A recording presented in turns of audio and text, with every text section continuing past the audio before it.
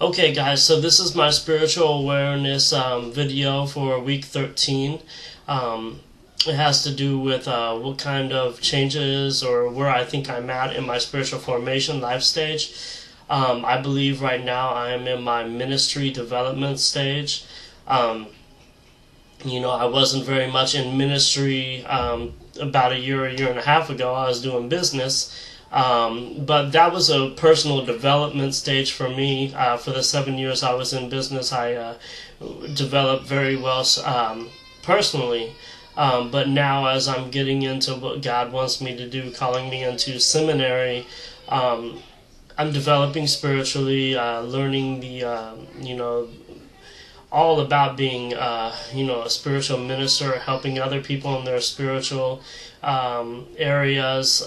It's an amazing experience, but what I've been seeing is people being drawn towards me to mentor, coach, teach. And God's using me in ways that I didn't expect. Honestly, I expected that when I was coming down this avenue that I would be teaching people, standing in front of the pulpit, preaching, and the more I get into it, the more I realize that's not what God has designed me to do. God has designed me more to be, a personal coach or a mentor or someone who comes alongside of you and makes you better. And I've seen this in a couple of my family members. My mom never went to church. 20, 30 years that she had been raising me. Her and my dad separated when I was about 7, and my mom never went to church from there. But come last October, she happened to stumble across a church that was being planted in her area. And most of my brothers aren't very supportive of her doing what she does, just because chips on their shoulder.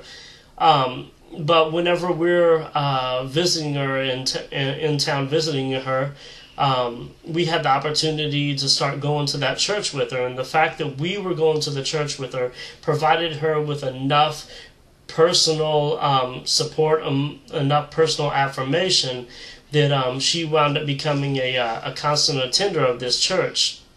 And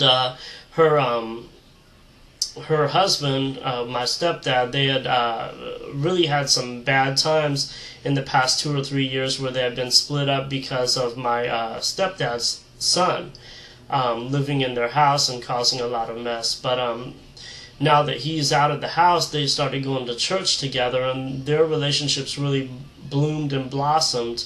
My mom actually got baptized with him helping her on Easter Sunday, which is a great thing. But I know that my mom wouldn't have been going to this church if it wasn't myself and my wife providing her with that personal support that she needed to know that she was doing the right thing. I know in my wife's case, I help her a lot develop, think highly of herself, and she's struggling about using her gifts now that we have left the business because she was so used to being in this business mindset. But the more I help her realize that, hey, it's not about what the business was about. It was about what you were doing in the business, that you were helping people and you're a people person. We've discovered her strengths as we go through this self-awareness thing. And she's realized that her strengths is really to be an energizer, to be a people person, to sit there and listen to people's stories, to empathize with them. And she's found God has opened up doors for her ministering to the elderly. And, she goes and cleans their house, a couple of elderly people's houses once a week, and sits there and listens to their stories. And, they give her the compliments that she's such the sweetest thing, and that, she's helping them out, and it's really nice to talk to her. And her name spread like wildfire through this, this retirement community. So, she's found a way to serve in that area. Also with we just noticed more and more people coming to us, wanting to hear what we have to say, wanting to be with us, spending time with us. And really, it's not in a it's not in a traditional ministry setting. It's just happened to be out and around, and people requesting time just to spend with us. And I guess it's our seminary and our development with one another, developing theologically and all that we're just kind of rubbing off on people and influencing them, and this is really an amazing experience. And then finally, about how self-awareness has helped me develop in this semester. The biggest thing is I've realized that people are all built differently. You have all these different personality types, and people have these different strength types. And I used to be thinking that the way I thought was the right way. And if you don't think the way I think, I need to help you understand that. But now I realize that everybody's got opinions. Everybody's wants to believe one thing or another. Everybody has strengths, and most importantly, a lot of people look at things in different ways. I'm reading a book now that's called Wrapped. It's about how we spend our attention, and Asians see the world in a context way, and we Westerners focus on one single thing. We can focus on a clock on the wall, for example.